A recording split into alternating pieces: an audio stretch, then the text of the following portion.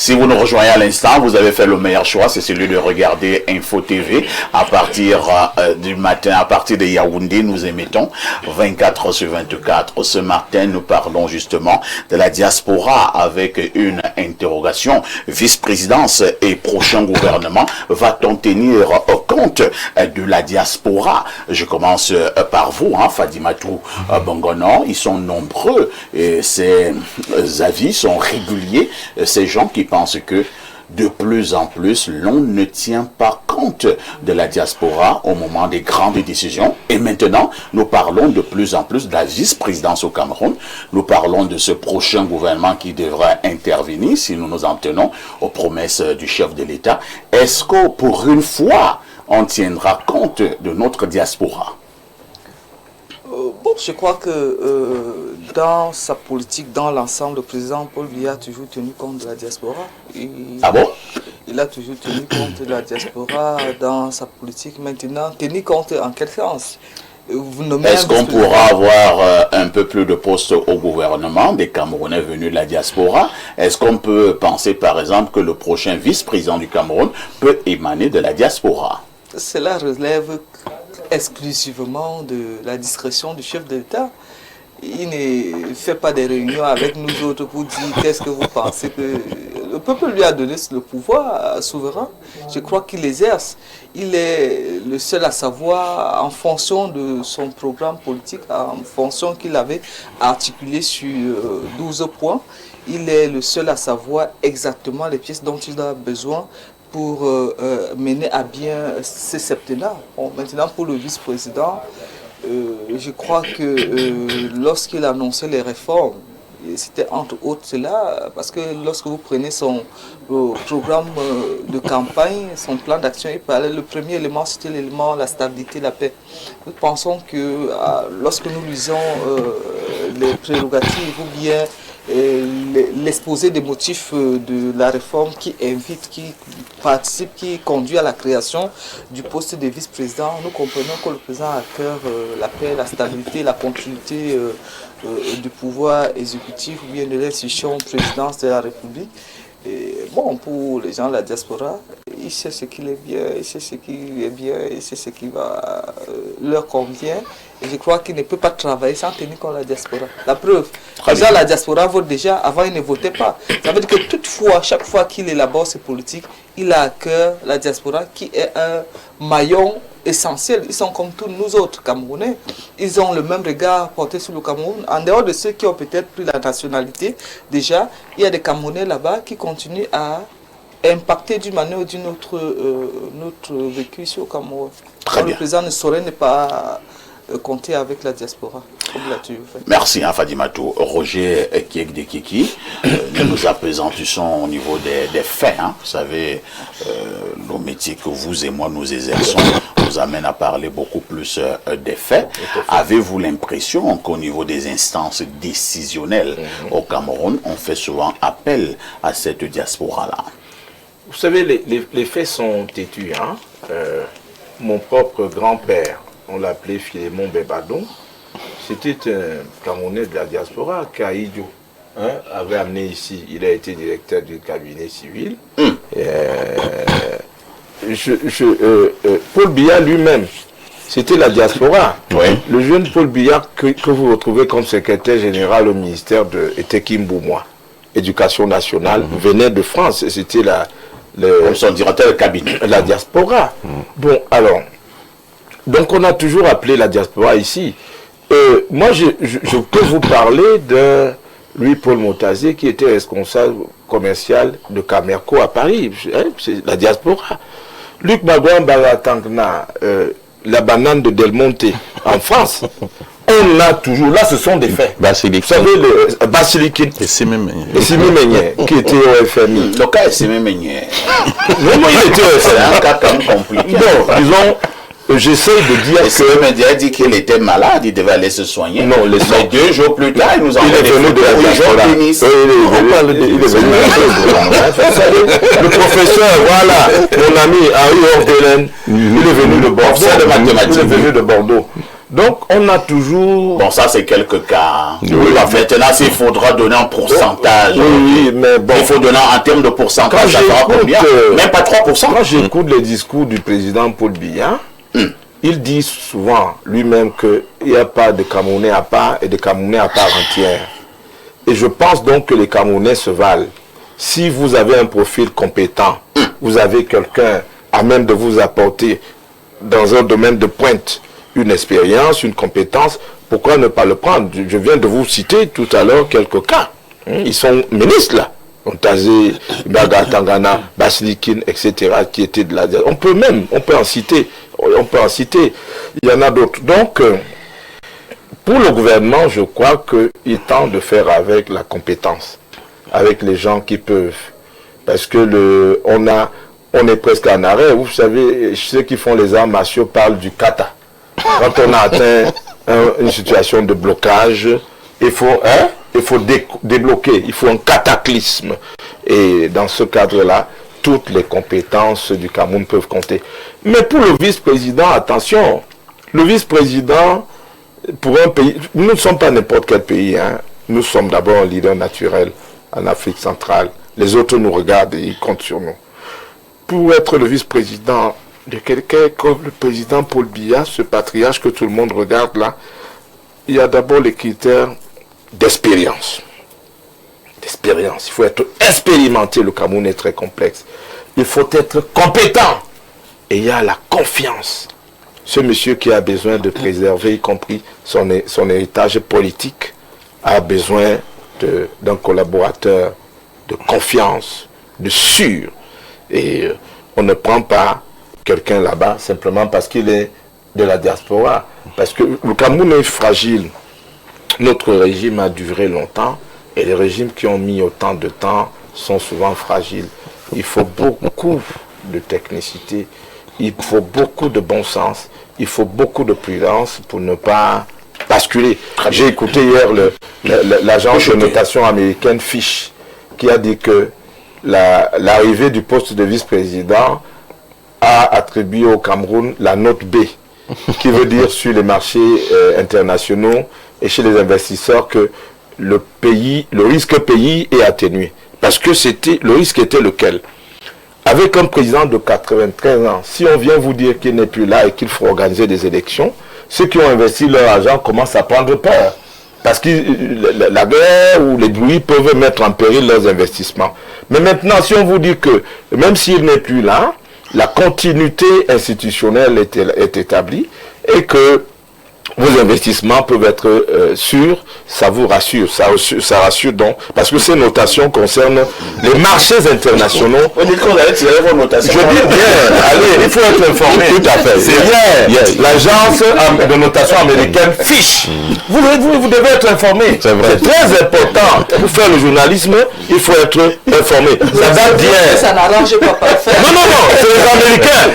Et je viens lui dire que le département d'État américain a aussi promis de la nourriture pour l'insécurité alimentaire. Ça date d'hier. Si vous n'êtes pas fiable et crédible, moi je suis pas américain. Donc c'est le poste de vice-président qui fera en sorte que qui a enlevé ce qu'on appelle des fragilités institutionnelles. Ça s'appelle le risque pays. Dans les standards de notation, il y a ce qu'on appelle à l'international le risque pays. C'est compris. C'est très important. C'est compris, Roger. C'est compris, Roger. Alors, Roger parlait tout à l'heure à Alain Douc de compétences. Et moi, je voudrais vous poser la question, celle de savoir, parlant justement de notre diaspora, si nous n'avons pas d'énormes compétences de ce côté. Non, mais ça va de soi. Je l'ai toujours dit sur ce plateau, en termes de compétences, lorsqu'on parle de l'immigration de hautes compétences qualifiées, on cite le Cameroun parmi le top 5 des nations africaines. C'est tout à notre honneur. Parfait, je vais toucher un mot sur la thématique elle-même. Vous savez, vice-présidence et gouvernement, va-t-on tenir compte de la diaspora? Il y a au moins 2 grilles de lecture. Est-ce qu'on va tenir compte de la diaspora dans le choix d'un vice-président? Est-ce qu'on va tenir compte de la diaspora dans les deux? Voilà, dans le choix des membres du gouvernement? Ça, c'est déjà une grille de lecture. Est-ce qu'on tient compte de leur voix même si on ne les nomme pas, est-ce qu'on tient quand même compte du regard qu'ils posent sur le pays? Ça aussi, c'est une façon de voir. Mais je tiens à dire qu'au sujet déjà du poste de vice-président, puisque ça fait le tollé dans l'actualité pour le moment, j'ai dit déjà que ce n'était pas la seule façon de procéder pour avoir une espèce de stabilité. Je l'ai dit. Parce que les gens font comme si c'était la seule option possible. Avec oui, avec fiche maintenant, quand les gens entérinaient ça, tout le monde s'entendait. Il n'avait que cette façon de faire. On pouvait procéder. Non, le problème, c'est que ça ne va pas dans le C'est malheureux. On va faire comment? Non, mais le procès là-bas, c'est nous alors. Non, je ne fais pas. Non, il a raison. Il a raison pour lui. Parce que je dis ceci, on aurait fait un même travail d'ingénierie juridique pour donner beaucoup plus de prérogatives au Premier ministre pour qu'il gouverne et pour que le président soit en retrait et ne soit consulté que non, fils aurait donné la même notation et peut-être même plus. Donc, il ne faut pas croire que c'est un magicien. Non, ce n'est pas la seule option. Ne mentons pas en faisant croire que c'était la seule option. Maintenant, parfait. Oui. Sur la question, moi, on voit un tout petit peu comment certains diasporiens réagissent sur le sujet. Certains sont des juristes et vous disent quand même que, ben écoutez, parfait. Mais la loi, quand on est un juriste, moi je ne suis pas juriste de formation, je suis économiste, mais la loi dispose, toi tu as fait droit, je parle tout à fait. La loi dispose pourquoi? Est-ce que ce n'est pas pour l'avenir? La non-retroactivité, la loi. C'est biaisé. Au nom de quoi? Donc on voit qu'on est là dans une dynamique totalement kafkaïenne où les gens pensent que dès qu'on leur passe par la tête, ils ne respectent pas les principes, ils font comme ils veulent. Donc il y a aussi ça dont on doit tenir compte. Les diasporiens, je tiens à vous rappeler qu'ils n'ont pas voté dans leur ultra majorité pour le régime. Donc, sur le plan politique, le président, au regard de ses résultats, pour se dire, bon, comme vous ne m'avez pas voté, pourquoi je devrais tenir compte de vous? Il y a des opposants dans le gouvernement. Il y a eu d'anciens poutistes dans le gouvernement. Pourquoi tu fais ça? Vous dites que c'est arithmétique. Attends, tu m'as pas voté. Mais il n'a pas voté, mais les présidents de tous les Camerounais. Oui, les présidents de tous les Camerounais. Mais vous pensez que voir la propension diasporienne dans tout ce que le président fait. Est-ce qu'on peut dire donc la thèse de il n'est pas rancunier? La diaspora est à l'image du Cameroun. Bien sûr. Autant il y a ceux qui sont contre le régime et il y en a qui sont pour le régime. Moi je suis dans les faits. Nous devons faire part. Tu vas faire ma coupe. Je vais pas me c'est comme vous qui parlez que c'est beau contre ça, mais j'essaie de vous imiter. Non, moi je n'ai pas de problème, c'est un débat. C'est pas qui problème. Quand vous le levez, ça vous énerve. Ok, on remet la parole à l'aide. Moi je suis dans les chiffres. D'accord. Les suffrages exprimés disent que vous allez chuter. Les gars étaient en train de dire que non, papa va te reposer. C'est le suffrage qui dit ça. Donc maintenant, s'il n'est pas rancunier, il peut dire bon, je vais apaiser. La vice-présidence, c'est pour qu'il aille se reposer. Hein. Non mais attends, reposer. Moi je parle de votre envie, votre dessin. Mais sauf que les Camerounais ont choisi. Vous allez faire comment? Vous allez donc le vote n'est pas préférentiel. Vous allez venir voir. On parle de la diaspora. On parle de la diaspora. Je laisse la constitution est nationale. La diaspora, c'est dans les chiffres. Les chiffres.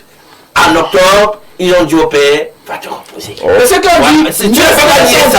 C'est ce qu'on dit, restez plus nombreux. On n'en est pas là. On est dans la diaspora. Là, c'est pas le débat. Revenons à la problématique inscrite à l'ordre du jour. Voilà. Chutons à l'ordre du jour. Maintenant, le président peut dire quand même comme vous ne m'avez pas choisi, je peux faire avec Fadima, tu n'aimes pas quand tu dis ça. Voilà. D'autant plus que vous avez... la démocratie, monsieur. D'autant plus que vous avez... Je disais oui, il y en a qui disent non. Ouais. D'autant plus que vous avez des compétences qu'on peut utiliser pour le bien de tous. Non, parfait n'est pas compétent pour être nommé. On doit se aller chercher un restaurant. Il doit te flatter. Alors... François Bokeh, Fadima Touré est en train de faire un désordre sur ce plan. Non, on n'est pas dans le désordre. C'est la vision du RDP. Allons-y. Fadima Touré vous présente là, je la suis avec beaucoup d'intérêt. Elle vous présente là la vision du RDPC. Je ne sais pas pourquoi le RDPC a si peur de la diaspora du Cameroun. Je l'ai toujours, j'ai jamais compris pourquoi. Vous estimez que le RDPC... Oui, c'est une vision qui est chez vous. Et moi, je peux vous dire ce que vous dites à l'interne. Vous connaissez je peux vous dire,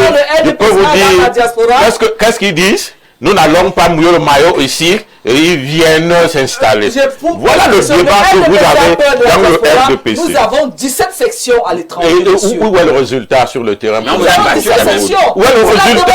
Où est le retour? Il y a la voix, la balance des voix qui sont nationales et les voix qui sont dans la diaspora.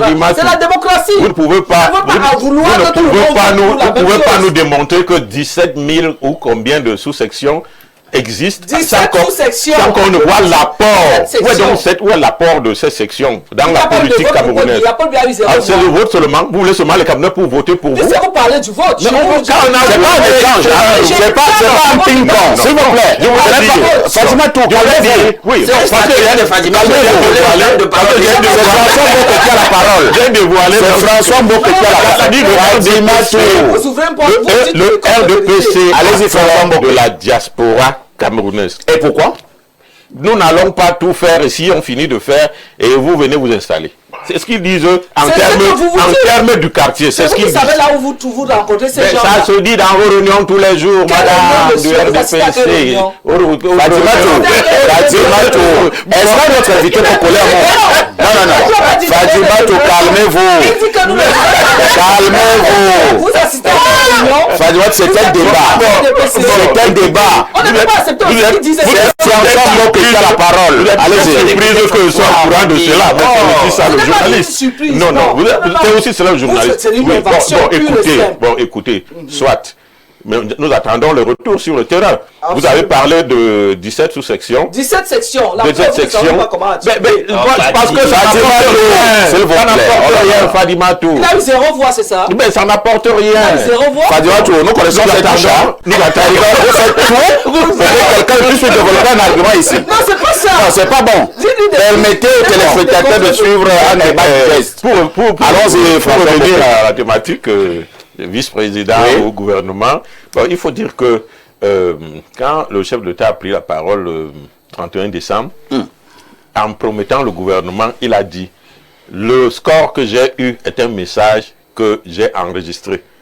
Je vais nommer un nouveau gouvernement pour réparer tout cet tort, relever, je paraphrase, mais c'est cela. Mais c'était pour nommer un gouvernement qui va accompagner les Camerounais dans le mieux-être. C'était ça. Aujourd'hui, les gens du RDP se disent que le président a le temps de le faire quand il voudra. C'est un engagement qu'il a pris pour la population, parce que lui m'a fait le constat que ça ne va pas. Comme le pape vient encore d'être là, il a fait le même constat. Voilà. Donc, tenant compte de cela, le nouveau gouvernement doit nécessairement prendre des gens. Et aujourd'hui, aucun pays ne peut se passer de sa diaspora. Aucun pays sérieux. Vraiment. Donc, si aujourd'hui, le RDPC, pour une fois, c'est le président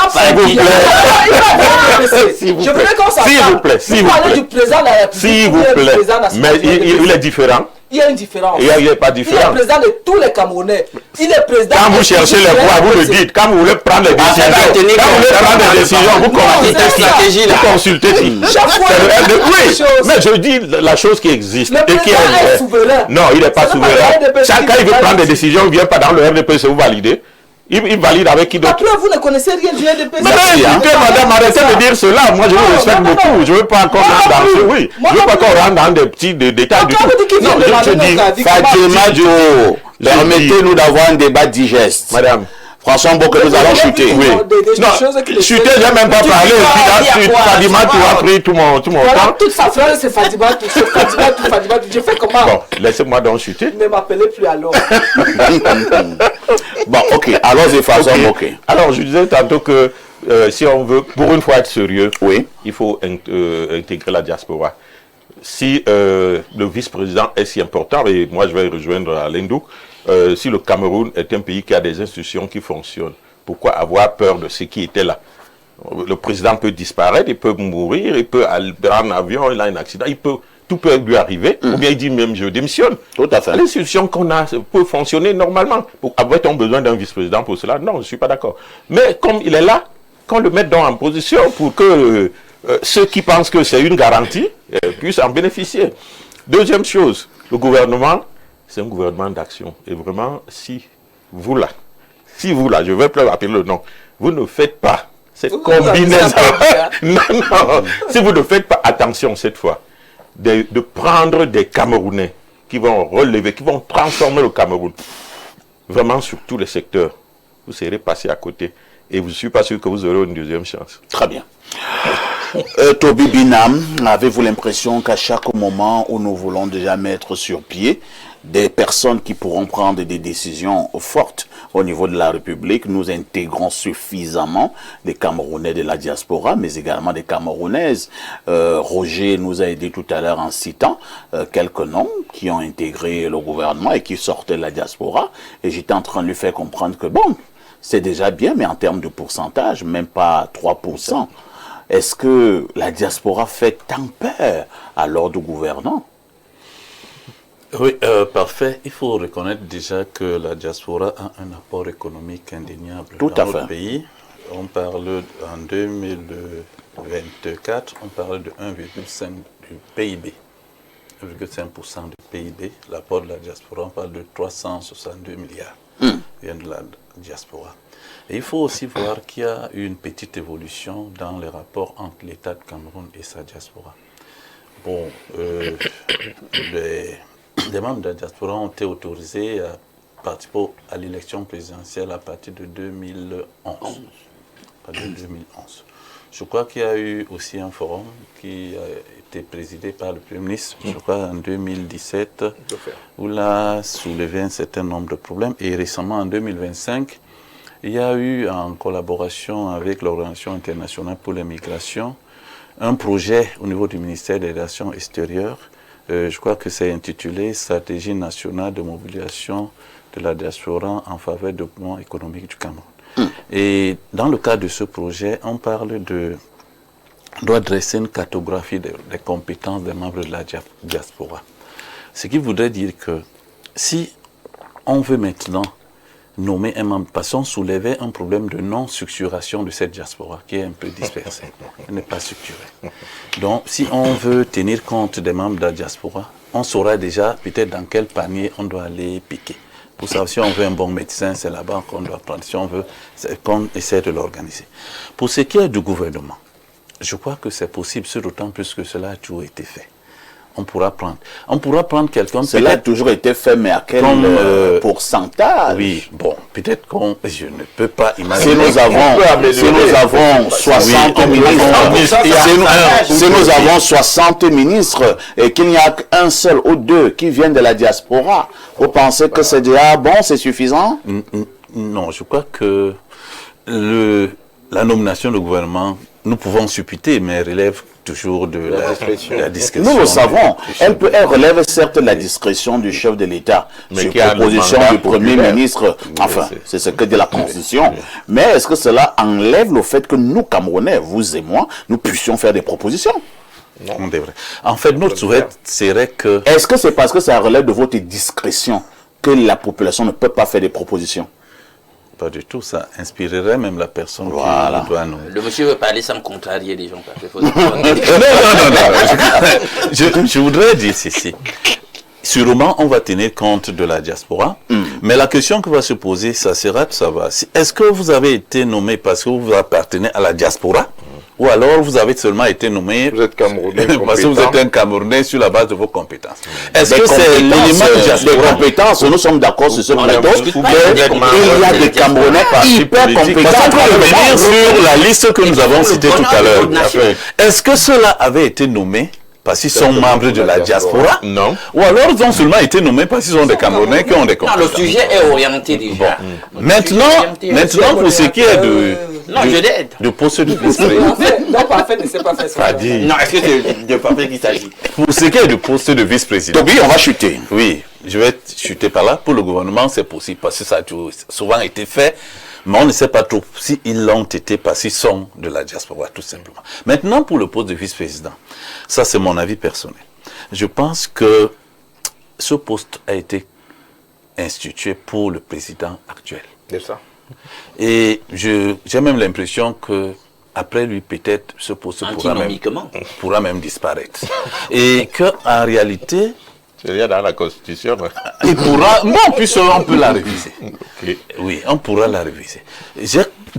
partant de là, je voudrais donc dire que j'ai l'impression que le président aura besoin d'une personne qu'il connaît et qu'il maîtrise et qui a souvent travaillé avec lui. C'est ça. C'est l'impression que j'ai.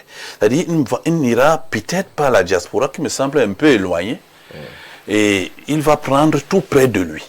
Des gens... Mais finalement, vous voulez qu'il c'est l'impression que j'ai. Qu'il prenne finalement son jardinier, son cuisinier. Je voudrais dire ceci. Des gens qui ont souvent travaillé avec lui. J'ai cette impression. Parce qu'apparemment, c'est le même poste de président, mais qui sera décliné par président et vice-président. Et son bureau sera où? Là où se trouve le président. Le Léviathan va décider, c'est lui le patron. Est-ce qu'on vous a voté président? Mais son bureau sera où? Les autres ne sont pas des bureaux. Le Léviathan. Merci. Hein. On va lire quelques messages une fois de plus. Alors, bonjour. C'est un long message. Hein. Voilà. Bonjour le panel. Bon, lui nous parle encore de l'agriculture. Hein. Nous ne sommes plus au niveau de l'agriculture. Nous parlons déjà de la problématique principale. Le micro de Roger Keck a un problème. On a du mal à l'entendre. Régie, augmentez le volume. J'espère qu'on va régler ça. Bonjour Perfecto, l'Onkokouma de la modération. Désolé pour Madame Fadimatou qui est à l'ouest ce matin. C'est la démocratie qui détourne les milliards. C'est la religion qui refuse de partager les moustiquaires. C'est la démocratie qui vole les médicaments à l'hôpital, mort de rire. On échoue pour une seule chose, la corruption, la méchanceté et l'incompétence de nos dirigeants. Il faudrait simplement refonder les bases du Cameroun. Un salut spécial à Alain Do, que monsieur Kiek de Kiki. Bonne journée. Un autre message ce matin. Bonjour, monsieur Perfecto. Demandez à la dame du RDPC de respecter la police pour un débat civilisé. La diaspora demeure un maillon majeur dans le développement d'un pays. Pourquoi la double nationalité dérange-t-elle? Cela confirme que le RDPC a peur de sa diaspora, de sa propre diaspora. Bama Lagui, c'est depuis Ouagadougou. Oui, c'est le 226. Il nous envoie ce message du pays des hommes intègres.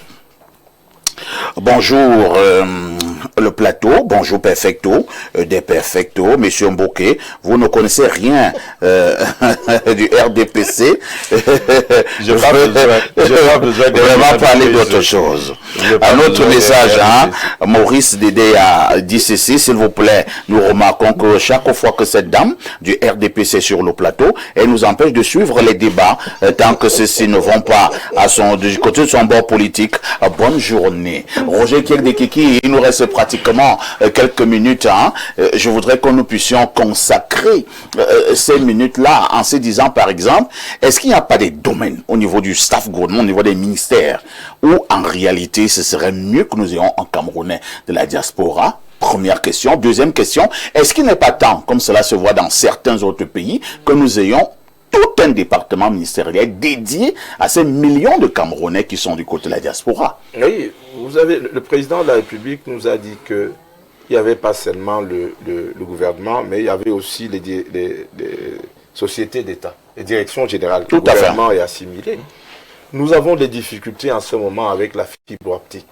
Vous voyez, ailleurs, la fibre optique est porteuse de croissance économique. Et nous avons des grands experts. Vous avez des grands qui ont été à la NASA. Vous avez dans ce domaine, si vous mettez un Camerounais compétent, capable, nous pouvons faire de la fibre optique. Ou alors parce qu'on ne peut même pas se limiter à la fibre. On peut aller sur le satellite aussi. Je lisais encore quelque part, il y a 2 jours, Roger, je ne vous coupe pas, il y a un Camerounais, un certain Massing. Oui. Massing qui est pratiquement incontournable au niveau de Mercedes-Benz. Vice-président c'est un Camerounais. Donc, vous avez des domaines de pointe comme ceux-là. Bengono qui vient ici, là, à Temengue, qui vient ici. Il est maire, c'est mon ami et frère, qui est maire à Angoumou. Était l'un des cadres de la Poste de France. il est venu ici pour la poste du Cameroun. Il était numéro 3 dans la poste. On a toujours mis des expatriés au-dessus de lui. En France, on a estimé qu'on pouvait lui donner la mairie. Et il était président de section de Haut-de-Seine en France. La mairie de son village. Voilà. Donc, il est en train de faire des merveilles en Goumou. Il y a des gens, vous voyez, il y a des gens capables dans des domaines. Mais il n'était pas venu pour ça. Dans des domaines techniques. Il y a des gens capables. Il y a des gens capables d'être directeur général ou ministre dans des domaines pointus. Maintenant, ma proposition, elle a toujours été la même. Un haut commissaire